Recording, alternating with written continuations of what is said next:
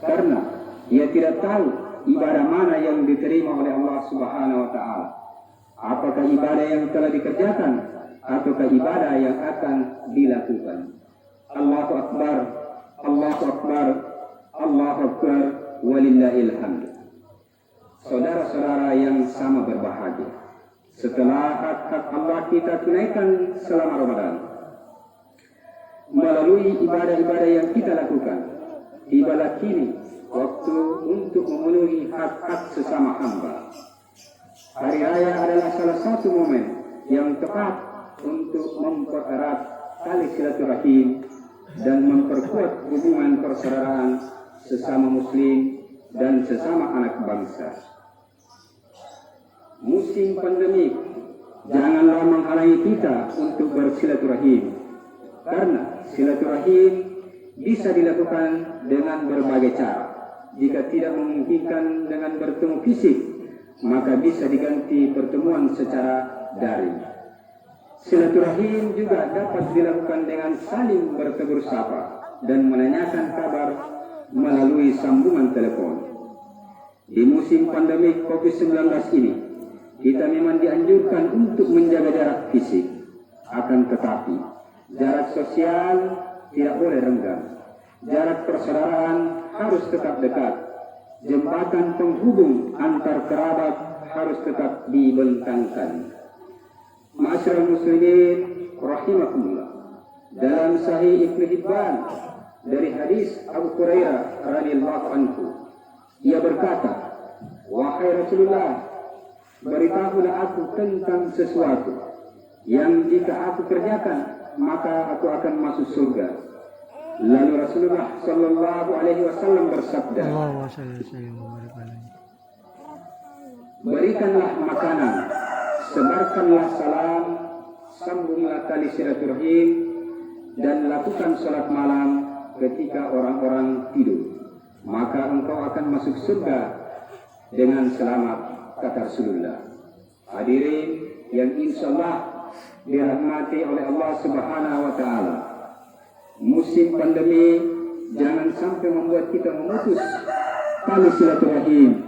Jangan sampai keluarga dan kerabat kita merasa kita tinggalkan dan kita abaikan. Walaupun di masa pandemi kita tetap jaga hubungan baik dengan mereka. Kita jaga hubungan baik itu dengan cara membantu mereka dikala mereka butuh bantuan. Kita kunjungi mereka jika memungkinkan. Jangan tunggu mereka berbuat baik kepada kita, lalu kita balas kebaikan mereka. Jangan tunggu mereka mengunjungi kita, lalu kita balas kunjungan mereka. Jangan tunggu mereka menyapa duluan lewat sambungan telepon, baru kemudian kita balas menyapa. Kita dahului mereka dengan itu semua. Karena ini adalah kebaikan yang pahalanya besar. Jadilah orang-orang yang pertama kali melakukannya. Kita berlomba-lomba dalam kebaikan. Menyambung tali silaturahim adalah salah satu kewajiban, dan memutus tali silaturahim termasuk salah satu dosa besar. Rasulullah Shallallahu Alaihi Wasallam bersabda, "Tidak akan masuk surga bersama orang-orang yang lebih awal masuk surga orang yang memutus tali silaturahim." Hadis riwayat Bukhari dan Muslim. Hadirin yang berbahagia, termasuk silaturahim adalah membantu kerabat kita ketika mereka dalam kondisi membutuhkan, terutama dalam situasi pandemi saat ini.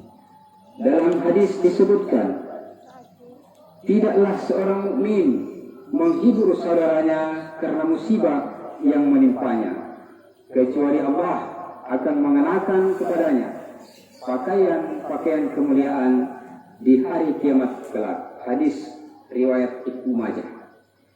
Janganlah kita menganggap silaturahim sebagai beban. Jangan pula kita berpikir bahwa silaturahim hanya akan menambah kesusahan yang sedang kita rasakan. Bahkan sebaliknya, hadirin sekalian, dengan sebab silaturahim itu Allah akan angkat kesusahan dari kita dan melapangkan rezeki kita. Rasulullah sallallahu alaihi wasallam bersabda, Barang siapa yang menginginkan dipanjangkan umurnya, diluaskan rezekinya, dan diselamatkan dari kematian yang buruk oleh Allah, maka hendaklah dia sambung tali silaturahim dengan kerabatnya, kata Rasulullah. Allahu Akbar, Allahu Akbar, Allahu Akbar, walillahil hamd. Hadirin yang sama berbahagia, kita jadikan hari raya sebagai momentum untuk mempererat hubungan kita dengan tetangga, teman, kolega, dan seluruh lapisan masyarakat. Saling bermaaf-maafan harus menghiasi hari raya kita. Yang lalu biarlah berlalu. Kita maafkan kesalahan orang lain kepada kita. Kita adalah saudara-saudara sesama Islam. Kita adalah bersaudara sesama anak bangsa. Di akhirat kelak, janganlah kita termasuk mereka yang membawa pahala sholat, pahala puasa, dan berbagai ibadah lain, sekaligus membawa dosa yang berkaitan dengan hubungan sesama manusia, yaitu mereka yang berbuat zalim kepada orang lain dan belum sempat meminta maaf atau kerelaan darinya sampai ajal tiba. Mereka lah orang-orang yang bangkrut di akhirat kelak. Pahala mereka akan diambil dan diberikan kepada orang-orang yang mereka zalimi. Jika tidak cukup, maka dosa-dosa orang-orang yang mereka zalimi akan diambil dan ditimpakan kepada mereka, lalu mereka dilemparkan masuk ke dalam api neraka. Na'udzubillah min dzalik. Hadirin jamaah salat Idul Fitri yang dirahmati Allah Subhanahu wa taala. Mari kita sama-sama berdoa kepada Allah supaya